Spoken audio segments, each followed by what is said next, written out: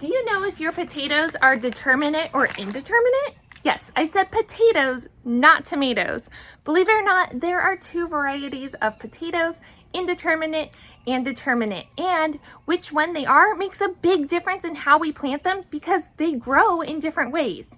So we're going to dig into that today, and I'm going to show you exactly how to plant each of the types.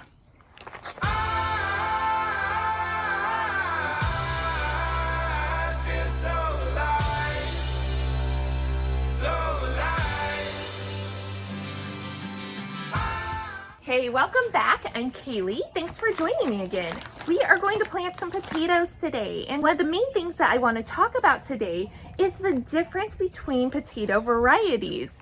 Now, I see so many people talking about how you can maximize your harvest by basically planting your potatoes at the bottom of a container, a really tall container, and then as the plant grows, adding soil layers to it. And basically the claim is that the potato is going to keep producing those potato roots all the way up. Now, that's true for some potatoes, but not all of them. So we're going to talk about that and give you tips on planting both of them so you know which variety is which, and you don't have to waste your time doing extra work if you don't have to. So let's talk about this whole determinate, indeterminate potato thing. So when it comes to potatoes, just like tomatoes, there are two varieties. There's determinate and indeterminate. So when I first heard this, I was pretty surprised because I literally had just never come across this. And I have read so much over the years, studied so much, and for some reason, this fact just eluded me. But when you stop to think about it, it actually makes a lot of sense because potatoes and tomatoes, they are in the same plant family, the Solanaceae family. So it makes sense that they would have things like this in common. Now, similar to a tomato, an indeterminate variety, I'm going to have them over here. So an indeterminate potato variety is going to basically have vines that continue growing and producing throughout the growing season. This means that they're going to have a longer growing season, and in the length of that growing season, they're probably going to produce more. And so our determinate over here, similar to our tomatoes, is going to have a shorter growing season, and they're going to tend to set their produce. I'm saying produce because obviously a potato is a root and a tomato is a fruit, but basically they're going to set that all at the same time of the year. You know, basically there's going to be a shorter window when it's producing that. And so it's not going to produce this ongoing harvest. It's going to produce one kind of more heavy harvest, and that's it. Then it's done with its lifespan. So some pros and cons to each of them. So over here with our indeterminate potatoes are going to have a higher yield ultimately. And that's because they're going to keep producing those tubers throughout the growing season. So in the long run, we can get a much higher yield from these if we do it correctly, if we grow them correctly, if we give them the conditions that we need. That's always the caveat in gardening though. But there are also some cons to our indeterminate varieties, and the main cons are that it's going to be a longer growing season. So it's going to take longer to produce that harvest, and they can be anywhere from 90 to 120 days. Now, if you have a very short growing season, that can be a problem because sometimes that frost is going to hit before you have really time to capitalize on the fact that they need the longer growing season to produce. And then the other con is that it's a little bit more work in maintenance to keep up with these guys, because if you want to have those continued tuber growth as the vine grows up and it's producing tubers at each level, you're going to need to also continue to add layers of soil so that those tubers have somewhere to take root. Now over here with our determinate varieties, the main pro on these is that they're super easy to plant. You only need about 4 inches of soil covering them, so you can plant them in a really large variety of places. You just don't quite need as much space, and you don't have to hill them the same way that you would with the indeterminate varieties.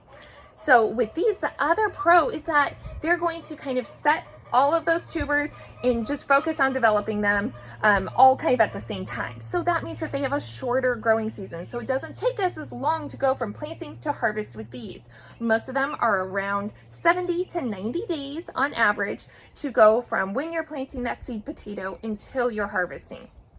Now, the cons with these is that it's going to be a little bit lower harvest, and sometimes the potatoes aren't as large. So with these, you usually don't get as big of potatoes. Most of our russets, which are those big potatoes, those are indeterminate ones. Whereas like our reds and our baby whites, those are going to be our determinate potatoes. So if you want to know more about the varieties of the potatoes, which is which ones are indeterminate, which ones are determinate, I'm going to try and put a little list down below in the description box, but we'll just go over a couple really quickly. So in our list of indeterminate potatoes, we have most of our russet potatoes. And that's because these are really heavily produced commercial crops. Most of like the commercially grown Idaho potatoes are russet potatoes. And that's because they can get a higher yield from them because of that longer growing season, because of that indeterminate type of growing where they can basically continue growing and setting more tubers throughout the season. So you get a higher yield. Makes sense that they would be grown more commercially. So over here we have most of our russets, our Century, Nugget, Burbank, Ranger, all of those are going to be indeterminate. We also have our Butterball, like the German Butterball. That's another, it gets kind of bigger. So that's over here. And then there's also some red potatoes, like the red Pontiac, the red Maria. Those are all indeterminate as well. Now, I have found that it's a little bit harder to find seed potatoes for indeterminate varieties just at the nursery or at the hardware store, things like that. You sometimes have to order these online if you want to get really good indeterminate seed potatoes, or at least have a good variety of them. Now over here with your determinates, these are the ones that are usually easiest to find in your stores and in your local nursery. And that's actually what I'll be planting today. These are actually all determinate because I'm lazy and it's already late in the season. So let's face it, the reality of me keeping up with these this year is like zero. So we're just gonna plant one easy planting, and then that's all we have to do with them. We don't have to keep layering the soil. So these are a Russet Nokotah. I'm probably saying that wrong, but that's okay. So this is a Russet variety. They get fairly large. I've grown these for several years, but they're certainly not as large as the Russets that you get in the store. And for me, they're a good fast-growing replacement to your traditional bigger Russet varieties. There's also Yukon Gold. This is another one of my favorites. It's just a really nice all-around white potato. Again, they're decent size for a white potato. They're not massive, but they work really well for us. And then my favorite red is actually the red Norland. So these ones I really like for a red potato. They keep really well, but they're a nice size potato, especially for a red.